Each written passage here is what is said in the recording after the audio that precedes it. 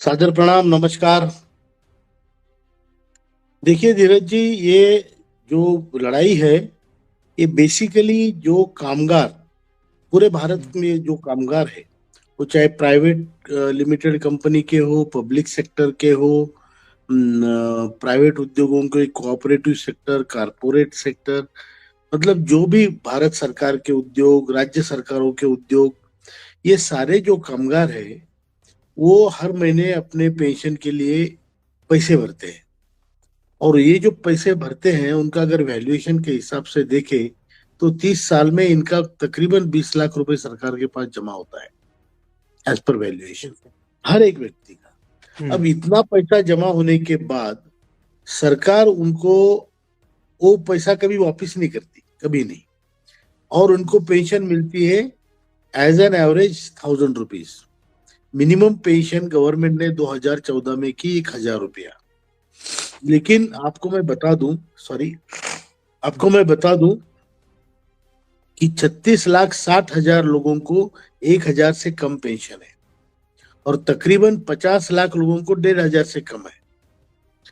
अब इतना बड़ा योगदान करने के बावजूद अगर उस आदमी को उसके बुढ़ापे में उसी का पैसा काम ना आए, हम्म। तो ये तो व्यवस्था बुरी है, खराब है।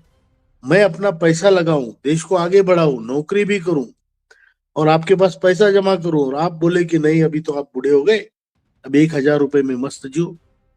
तो ये लड़ाई पूरे भारत में संघर्ष को लेके हम चल रहे हैं। मैं आपको बता दूं, हम्म।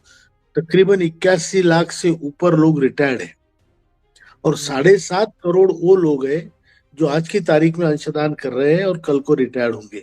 बीड़ी उद्योग से लेके, शुगर हम्म। फैक्ट्री से लेके, कोऑपरेटिव बैंक से लेके, कोऑपरेटिव का हर सेक्टर, उसी के अलावा पब्लिक सेक्टर यूनिट जैसे HAL, BHEL, BEL,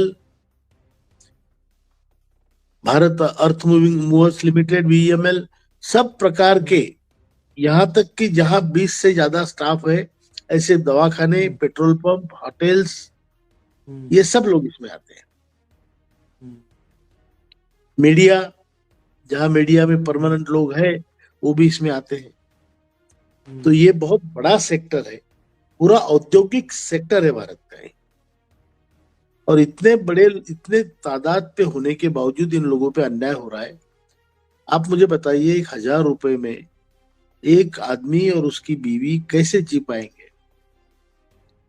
आपने सब कुछ तो जूस निकाल लिया, उसके पूरे पैसे भी आपके पास रख लिए, और उनको 1,000 रुपए दे के छोड़ रहे हो। तो इस, बिल्कुल बिल्कुल, कुछ ना कुछ नहीं, उनका फिक्स रेट था, एक बेसिक लिमिट थी। पहले चार सौ हम्म। सत्रह रुपए हर महीने भरे भरे जाते थे। फिर पांच सौ हम्म। इकतालीस 2000 के बाद में 541 हुए, 95 से हम्म। स्कीम बनी। और हम्म। 2014 के बाद 1,250 भर रहे हैं, 10 साल गया नहीं। देखिए, ऐसा है कि समझो, एक फैक्ट्री में किसी को 20,000 पेमेंट है और हम्म। किसी को 1 लाख पेमेंट है, हम्म। तो भी उनकी जो PF कटेगा पेंशन के लिए, वो एक निर्धारित सीमा पे कटता है। जैसे आजकल वो कटता है 15,000 सैलरी पे, पहले कटता था 6,500 सैलरी पे, उसके पहले 5,000 सैलरी पे। मतलब आपका पेमेंट चाहे जितना हो, सैलरी चाहे जितनी हो, आपको हम्म। ये समझ के चलना पड़ेगा कि 15,000 की लिमिट में आपको पैसे कटवाना है। हाँ, पेंशन के लिए 15,000 अच्छा। क्या। अब उसमें एक ठीक। प्रोविजन ये भी था कि भैया, आप अगर इससे ज्यादा कटवाना चाहते हो तो हम्म। कटवाओ, तो फिर अच्छा। आपको उस हिसाब से मिलेगा। तो ये भी एक ओके। प्रावधान था जो उन्होंने 2008 में, 14 में निकाल लिया। तो अभी जो सैलरी है 15,000, हम्म। हम्म। समझ के पैसा कटता है, तो इसलिए वो 12,500 आता है, साढ़े हम्म। बारह सौ आता है। जो किसानों को मिलता है, बुजुर्गों को मिलता है स्टेट में, वो फ्री में मिलता है, उनका कोई अच्छा। कंट्रीब्यूशन नहीं है। 3,000 अच्छा। रुपए हरियाणा सरकार, 4,000 रुपए कोई और सरकार देती है बुढ़ापे के हम्म। आयु में। तो हम्म। ये फ्री में मिलता है, उनका कोई कंट्रीब्यूशन नहीं है। वृद्धापकाल की अच्छा। योजना उन्होंने बनाई, एक मियाँ हम्म। बीवी 3-3 हजार, 6,000 रुपए लेके घर में जाते हैं। लेकिन हम्म। EPS 95 के पेंशनर उस दायरे में नहीं आते, क्योंकि वो पेंशनर है, और पेंशन हम्म। मिलती है 500, 700, 800। तो वो वहीं से, वहां से भी वंचित है।